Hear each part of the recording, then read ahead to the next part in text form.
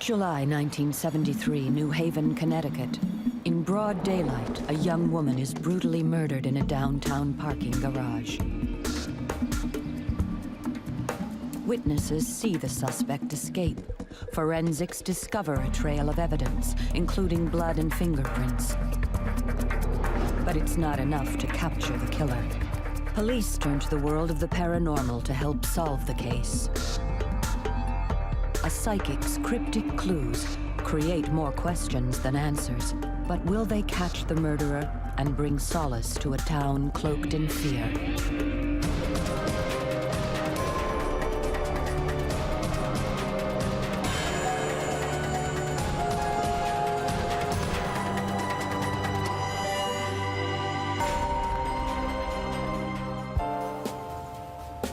July 16th, 1973, New Haven, Connecticut. Penny Sarah is a 21-year-old dental assistant. In her high school yearbook, she describes herself as having a laughing heart and merry spirit. Since her mother passed away 10 years earlier, she's been a constant support to her father and young sister. On this day, she's taken time off work to go shopping for furniture. She pulls in on the top floor of Temple Street parking garage. She gets out, and before there's time to lock the car, she's attacked. In the struggle, the attacker's hand is cut. The young woman manages to escape to a stairwell, but her assailant corners her and stabs her through the heart. As far as Detective George Mazzacane was concerned, this case was going to be a piece of cake. We had 5 people who had witnessed the portions of the incident as it occurred. We had the blood type, we had fingerprints, we had everything but his name and address. Police even had a suspect, Penny's on-off boyfriend. Within hours of the murder, the man is brought in for questioning, and an eyewitness picks him out of a lineup. However, he had an ironclad alibi. He had in excess of 12 witnesses who put him in a restaurant at a grill cooking. With the release of the boyfriend, Mazzacane drew his own conclusion. It was a random assault, and that this individual probably had a criminal record. If Mazzacane is right, and it was a random act of violence, then there's little hope of a quick conviction. Meanwhile, the forensics team scour Penny's car for clues. Although the technology was pretty basic back in the 70s, they uncover a wealth of evidence. There was a tissue box on the back seat, and there was a fingerprint on the tissue box. And then we found a handkerchief with the same blood on it, same type blood. Aside from the blood, there was Freon, which is used as a propellant in spray paint and auto body, and there was mechanics grease. Freon, spray paint, and grease. It doesn't take Sherlock Holmes to figure it out. This is someone who gets his hands dirty working with cars. Mazzacane checks out hundreds of local mechanics, but he can't match the fingerprint. Overnight, New Haven becomes a ghost town. Women are afraid to go anywhere alone. Weeks turn into months. Live leads become dead ends. Mazzacane is frustrated and getting desperate. He makes a decision that most people might consider highly unusual. He decides to bring a psychic on board. When you got to a point where an investigation becomes dead and you want to jumpstart it,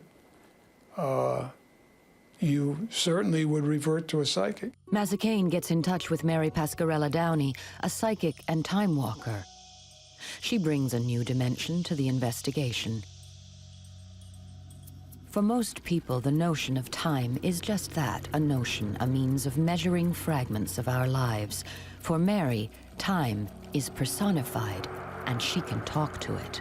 When I discuss time as a time walker, time surrounds us, past, present, and future. You can't change time. You can move it around and play with it, but you can't change it. But the present past is something that's available. It's like a large library. If I'm dealing with time, it's like you pick a string up and then you begin to wind it like a ball. And the more you wind it, the larger the ball gets and the more information you compile.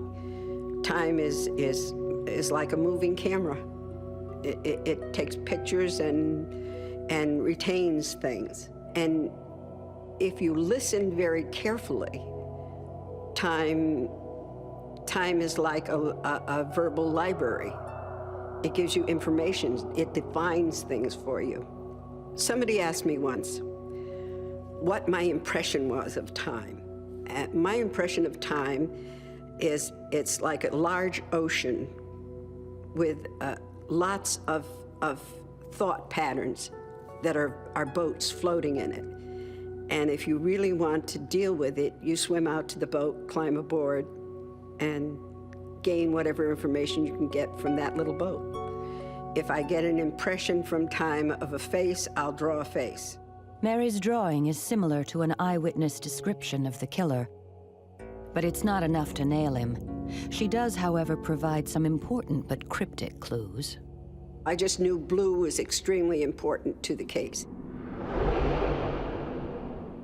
because it kept repeating itself.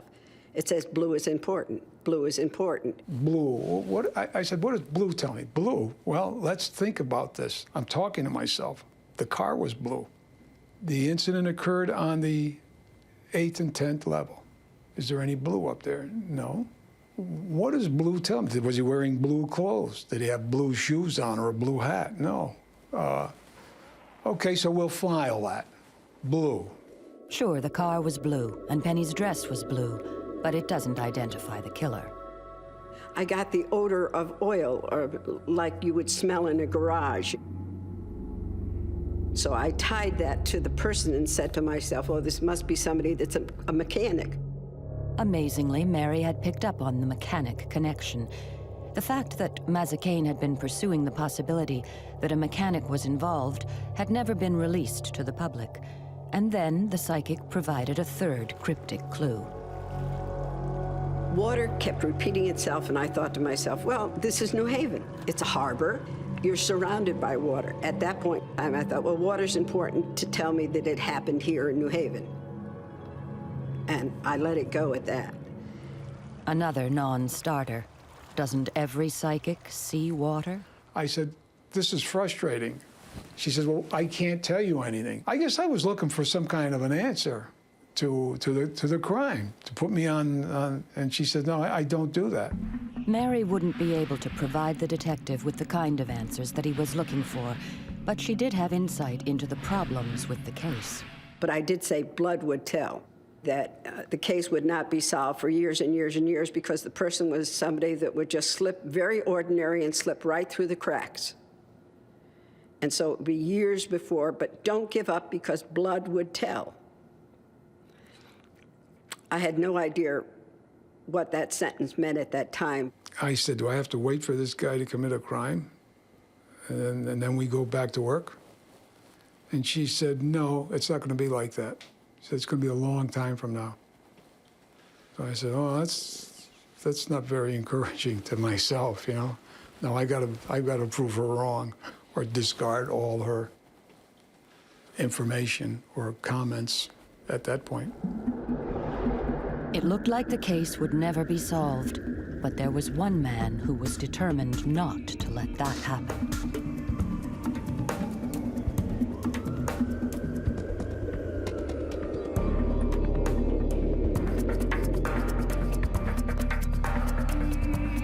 Detective George Mazzacane was hunting down the brutal killer of Penny Sarah. When he reached a dead end, he sought the help of professional psychic Mary Pascarella Downey. Mary insisted that the killer would eventually be caught, but the visual clues she provided were vague. The color blue and a sense of water were not hard evidence. Certainly not something he'd want to share with his superiors. I never committed this to writing because it would look like nonsense. And then one time I mentioned something in the detective division to someone, and the chief inspector said to me, "You're not reading tea leaves anymore, are you?" He said, I said, "No." He said, "Well, when you get through with that," he says, "I want you to go out and take care of something, get back to doing good old-fashioned police work." Mazzacane decided to ignore the ridicule of his superior and continue working with Mary for two reasons. Firstly, conventional police work had yielded no positive results. Secondly, he was under pressure from Penny's father, John. She said, "I want to get more information on Penny. I want to hold one of her objects. Did you bring anything with you?" I said, "No." She said, "Well, I need some significant part of clothing. The dress she wore that day." I said, "I'll get something." So I went back after this was a brief conversation. And I was interested, but I wasn't, I didn't have anything to chew on, you know? It was like, you know, like a light beer, I guess. Everything you wanted and less, you know? I guess they'd have to characterize it that way, you know? There's a lot there, but... And I wasn't surprised. I was interested. For their second meeting, Mazzacane brought Penny's father along. John Serra had campaigned to keep this case alive from day one. Every week, he placed ads in local papers in an attempt to find the killer.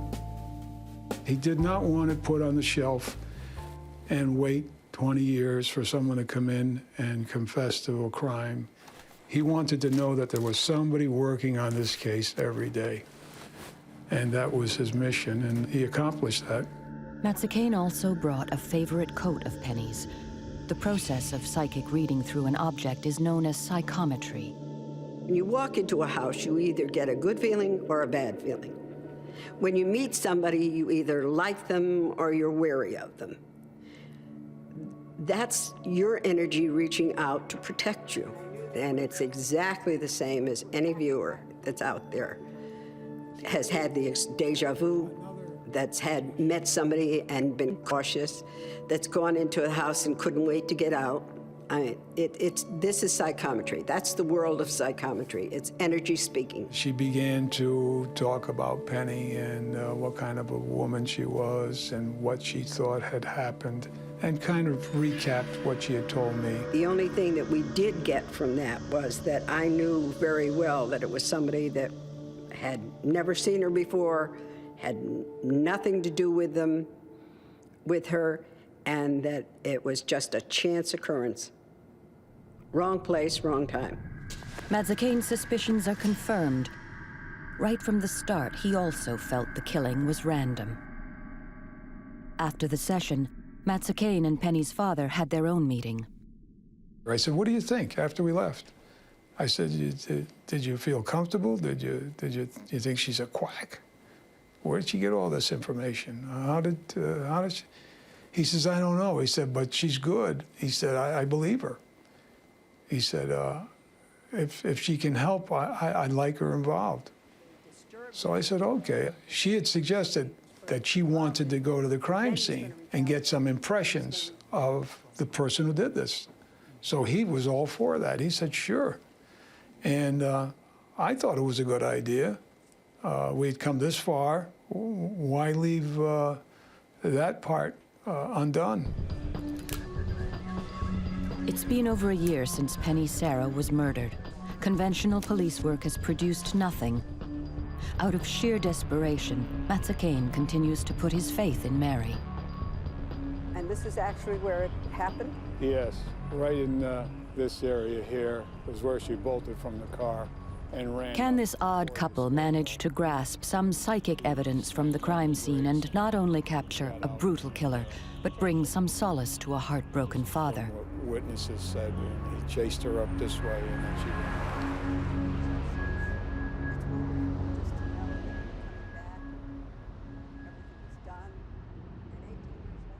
She was looking around. She said, I've got a terrible headache. She says, I'm getting an awful headache on this side. I said to myself, what has that got to do with anything? Where's that going to lead me? Why was she getting a headache in the area where this guy was standing, where he was observed? Is there a logical explanation for that? When we got to the garage, the perpetrator began to become more clear to me as far as what he was like and who he was. So basically, I saw him in a uniform. I smelled the gas. I knew that he worked with a garage. I saw him wiping his hands on an oily rag. And I saw a uniform with a name tag with the letter E on it.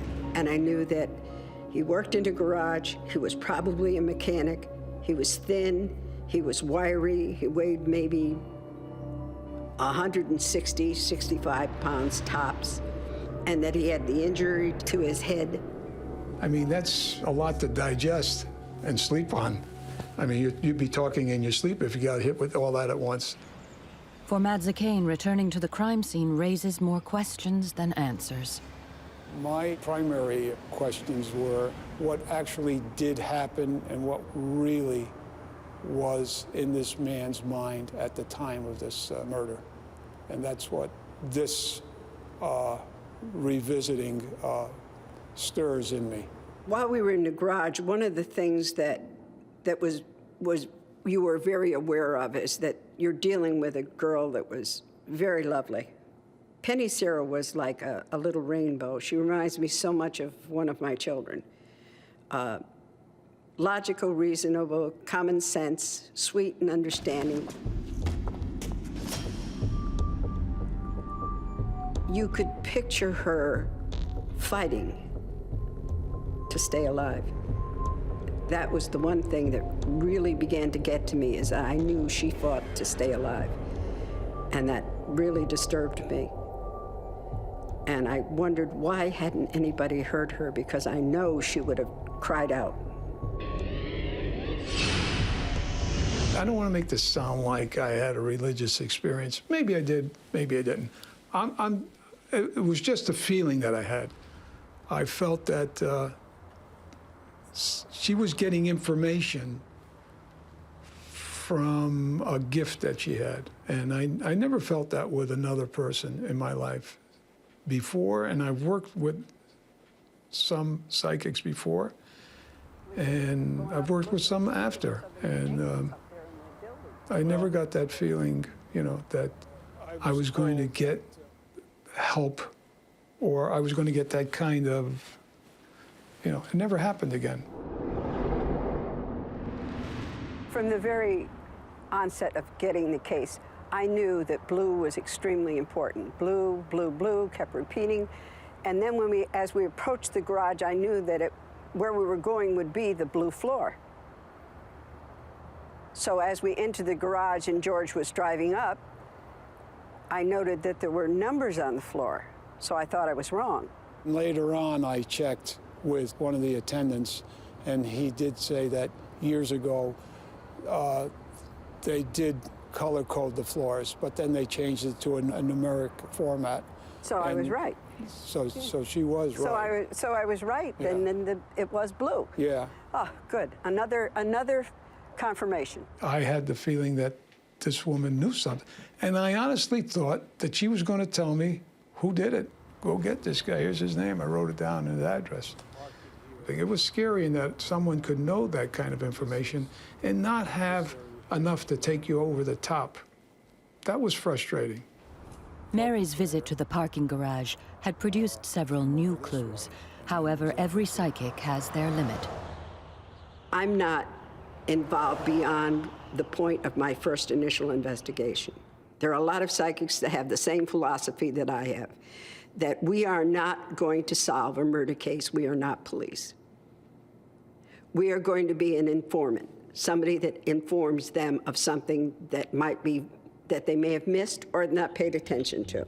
A good psychic will only do what they're asked to do and nothing more, and walk away. Detective Mazzacane continues working on the Penny Sarah case. Years pass with no significant progress. Then, in 1979, Mazzacane decides that he too has reached his limit. After 17 years with the New Haven Police Department, the detective retires. I just hit a stone wall, I think. I just hit the wall. And I was getting totally consumed with this. And Mary had given me all these leads, but I needed something to put everything together, and I just couldn't. I'm not making excuses. I'm just saying that it got to a point where I just, I didn't feel like I was useful anymore. With Mazzacane out of the picture, one of Mary's predictions has already come true. 5 years have passed since the murder, and the case still hasn't been solved. In fact, it would be another 6 years before there's a break in the case. A woman calls the police and claims that her husband threatened to do the same thing to her as he'd done to Penny Sarah.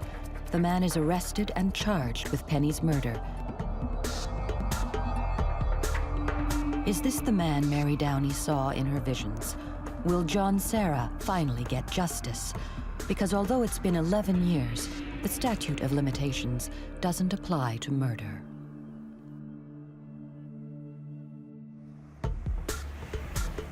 After one of the largest homicide investigations in New Haven history, a suspect is about to go on trial for the murder of Penny Sarah. Before a word of evidence is heard, the retired detective who spent 5 years working the case has reached his own verdict. I just knew he was not guilty. We had already checked this guy out 3 or 4 years ago. He had an alibi, he was working that day. Mazzacane was right. On the eve of the trial, the prosecutor made a startling announcement. The suspect's blood was type A. The blood found at the crime scene was type O. Case dismissed. The man was fully exonerated, but the damage was done. His life would never be the same. It's only in movies the wrongly accused walk away smiling. Once again, the Penny Sarah case goes cold. Years pass. Fortunately for this case and many others, in the early 90s, the landscape of police work in America would change forever with the creation of a computerized fingerprint database. One of the first prints uploaded onto the new system is from the box of tissues found in Penny Sarah's car. Because of the backlog with the new system, it took 3 years to find a match. The guy's name, Grant. First name, Edward. And I saw a uniform with a name tag with the letter E on it. The letter E for Edward, exactly as Mary predicted, and at one point Grant had fixed cars for a living, another prediction of Mary's that proved absolutely accurate. Grant had been arrested in 1994 on a domestic violence rap. He had no prior convictions. The person was somebody that would just slip, very ordinary, and slip right through the cracks. Once again, Mary was spot on. For all intents and purposes, Grant was a clean, living, nondescript citizen. Don't give up because blood would tell. Mary Downey couldn't possibly have known what blood would tell meant, because when she predicted it more than 20 years ago, forensic DNA technology didn't exist. And it transpired that on the day of the murder, Grant had been to the nearby Veterans Administration Hospital to receive treatment for an old head injury. This guy's got 3 plates in his head. 30 years later, you find she was getting his headache. She was telling me this almost 30 years earlier.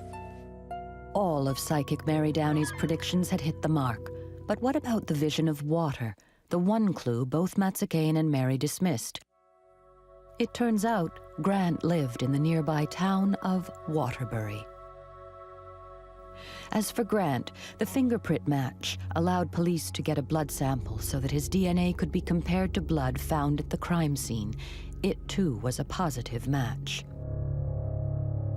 I just couldn't believe it, but I could believe it. And I knew it was him.